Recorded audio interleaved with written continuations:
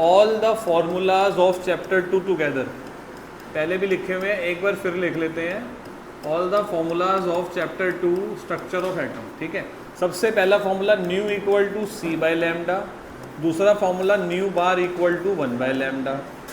ठीक है ना, और न्यू होता है बच्चों फ्रीक्वेंसी, न्यू फ्रीक्वेंसी है, सबको ये पता होना चाहिए।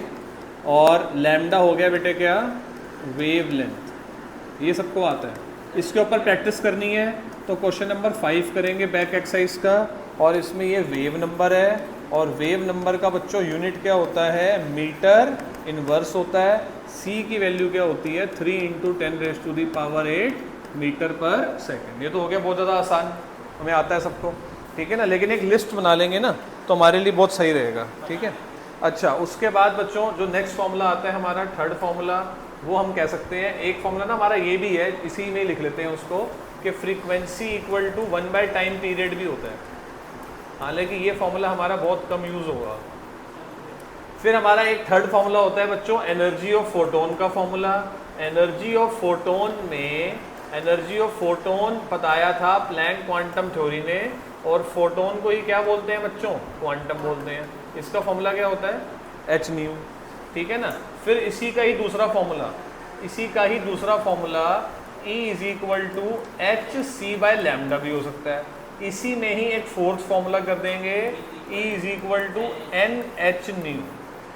ठीक है ना, ये फॉर्मूला आप तब लगाओ जब आपको नंबर ऑफ फोटोन या क्वांटम गिवन है, तब जब आपको नंबर ऑफ फोटोन या क्वांटम गिवन है। ठीक है ना, ये हमारे फॉर्मूले हो गए 4। ठीक है, फटाफट इनको लिख लो, फिर बाकी के फटाफट बता देता हूँ आपको।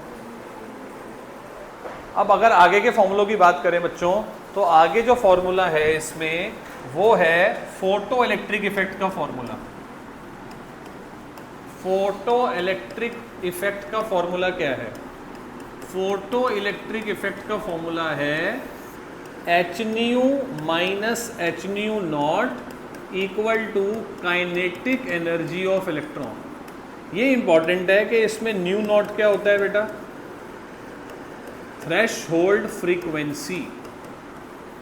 न्यू नॉट है इसमें थ्रेशहोल्ड फ्रीक्वेंसी, और एच न्यू नॉट पूरा का पूरा क्या बन जाता है बेटे, वर्क फंक्शन बन जाता है। थ्रेशहोल्ड फ्रीक्वेंसी क्या होती है, कितनी फ्रीक्वेंसी मिनिमम चाहिए इलेक्ट्रॉन को बाहर निकालने के लिए, और एच न्यू नॉट को वर्क फंक्शन भी लिखते हैं। वर्क फंक्शन होता है कि कितनी मिनिमम एनर्जी चाहिए इलेक्ट्रॉन को बाहर निकालने के लिए। ठीक है ना, वर्क फंक्शन की यूनिट कभी कभी ईवी भी होती है बेटा, और 1 ईवी जो होता है, 1 ईवी जो होता है वो होता है 1.6 × 10⁻⁻19 19 जूल। ठीक है ना, इसके ऊपर कौन सा क्वेश्चन करोगे बच्चे, इसके ऊपर आप करोगे बैक एक्सरसाइज का 9th क्वेश्चन कर सकते हो, इसके ऊपर आप 12th क्वेश्चन भी कर सकते हो, इसके ऊपर आप शायद 51st क्वेश्चन भी कर सकते हो बैक एक्सरसाइज का एनसीईआरटी का, और इस पर भी न्यूमेरिकल आने के काफ़ी चांसेस रहते हैं। डन, कर दूं आगे। अब इसमें अब आते हैं बच्चों हम most important topic hydrogen spectrum, hydrogen spectrum, और साथ ही में बोहर मॉडल के ऊपर बात करते हैं। हाइड्रोजन स्पेक्ट्रम का ये फॉर्मूला है, wave number equal to Z²R 1/N1 का स्क्वायर माइनस 1/N2 का स्क्वायर। यहाँ पे Z क्या होता है बेटा, यहाँ पे Z क्या होता है बेटा, एटॉमिक नंबर। R की वैल्यू 109677 सेंटीमीटर इनवर्स।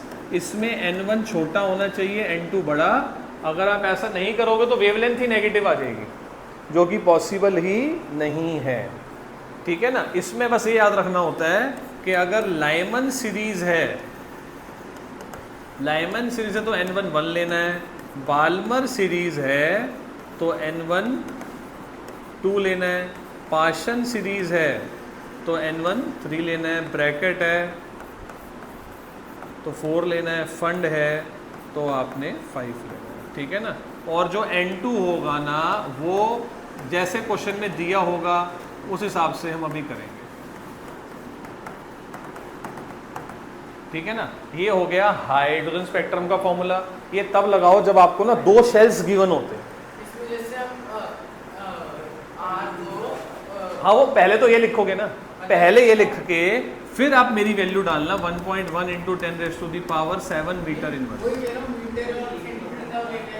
आप मीटर में ही लो हमेशा, मीटर में ही लो। बस आपने क्या करना है बच्चों, देखो ये वैल्यू तो मैंने राउंड ऑफ करी है ना, बुक में ये लिखी है ना, न्यूमेरिकल करते हुए आप पहले, हाँ पहले तो आप वही लिखना 109।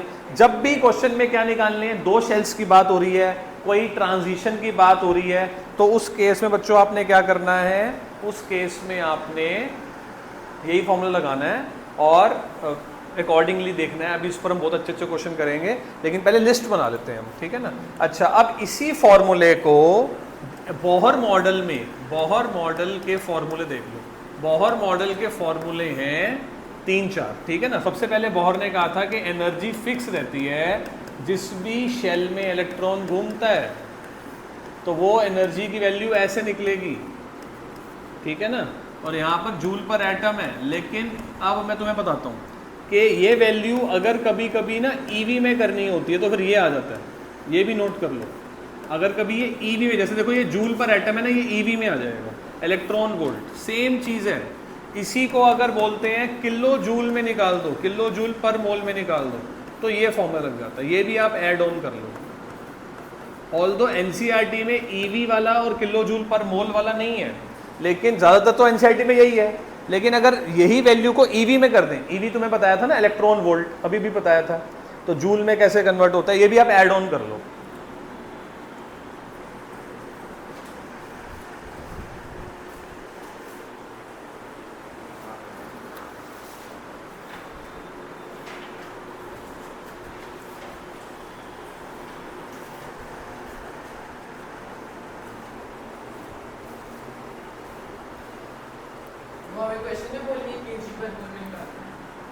जैसे एक क्वेश्चन ईवी वाला है ना, कर दूं आगे। अब इसी फॉर्मूले को जब दो शेल के लिए करेंगे तो आपने ये फॉर्मूला लगाना है। जब दो शेल की बात हो रही हो, इलेक्ट्रॉन को आगे ले जाने की बात हो रही हो, या फिर ये बोल रहे हो कि इलेक्ट्रॉन जो है ना वो वापस आ रहा है, तो आपने ये फॉर्मूला लगाना है। यहाँ ये प्लस होता है। अब सुनने की बात ये है कि ये फॉर्मूला और जो मैंने बताया था अभी अभी आपको, ये फॉर्मूला, इनसे आंसर सेम आता है, इनसे आंसर सेम आता है। ये दोनों फॉर्मूला रिलेटेड कैसे हैं, ये दोनों फॉर्मूलों को जोड़ने वाला फॉर्मूला है ये।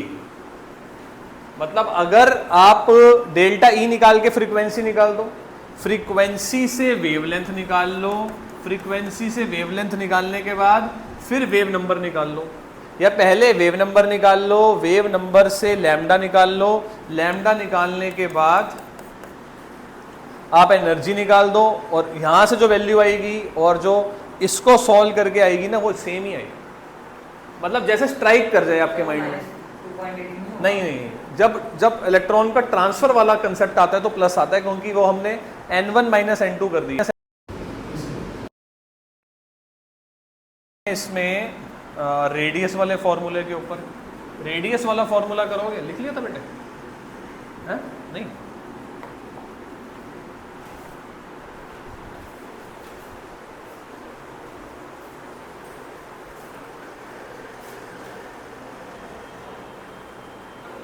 ठीक है बेटे।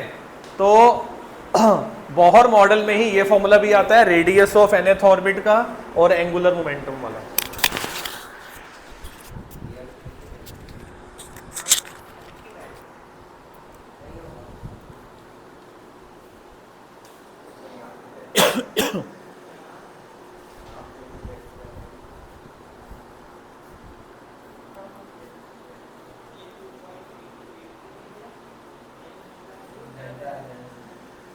ठीक है, अब इसमें रेडियस, ठीक है ना। अब इसमें नेक्स्ट फॉर्मूला आता है बच्चों डी ब्रोए वेवलेंथ का। मैंने आपको कहा था कि इसको पढ़ते डी ब्रोए हैं, लिखा जाता है डी ब्रोगली की तरह। डी ब्रोए वेवलेंथ का फॉर्मूला होता है lambda equal to h upon m v, और मास इनटू वेलोसिटी को मोमेंटम भी लिखते हैं, इसलिए पी आ जाता है। पी क्या है बेटे यहाँ पर, मोमेंटम।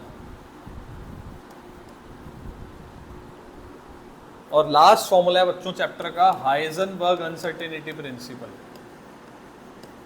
Heisenberg uncertainty principle. जब h पर p यूज करना है तो मोमेंटम गिवन होगी। एग्जैक्टली, या तो निकालनी होगी। Heisenberg uncertainty principle.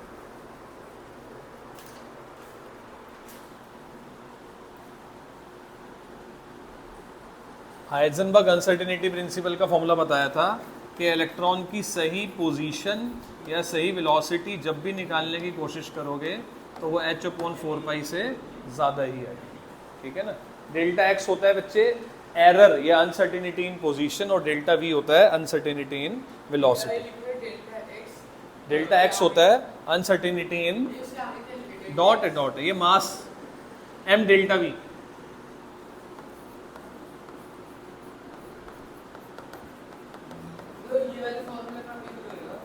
ये तब होगा जब आपको बोलेंगे कि इलेक्ट्रॉन की पोजीशन निकालने में जो अनसर्टेनिटी है वो हमें गिवन है और हमें अनसर्टेनिटी इन वेलोसिटी निकालनी है। ये फॉर्मूला ये कहता है ना बेटे कि इलेक्ट्रॉन की सही पोजीशन और सही वेलोसिटी एक साथ निकालना इम्पॉसिबल है। इलेक्ट्रॉन की सही पोजीशन और सही वेलोसिटी एक साथ निकालना इम्पॉसिबल। अब सारे फॉर्मूले हो चुके सारे।